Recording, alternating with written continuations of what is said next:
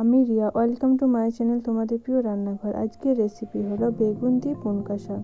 তো প্রথমে ভালোভাবে কেটে ধুয়ে আমি কড়াইয়ের মধ্যে বসিয়ে দিলাম পুনকা শাক আর বেগুন। কিছুক্ষণের জন্য ঢাকা দিয়ে ভাপিয়ে নিতে হবে আমাদের।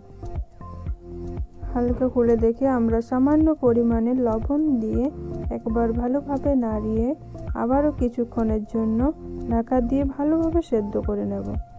আমি রিয়া, আমার রেসিপি যদি তোমাদের ভালো লেগে থাকে সুন্দর একটি কমেন্ট এবং লাইক করে দিও।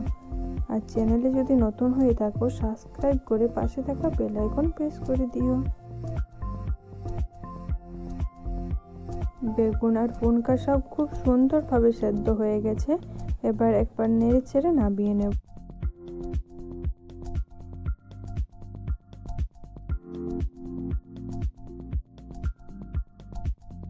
পুনকা শাকগুলো ভেজে নেওয়ার জন্য আমাদের একটা কড়াই নিয়ে নিতে হবে। একটা কড়াই নিয়ে নিলাম, কড়াইয়ে পরিমাণ মতো তেল দিয়ে তেলটা গরম হওয়ার জন্য ছেড়ে দিলাম।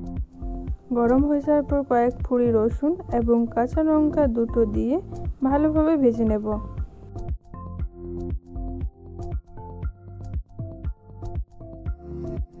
ভাজা হয়ে গেছে। সেদ্ধ করে রাখা শাক আর বেগুন দিয়ে ভালোভাবে ভেজে নেব শাকগুলো।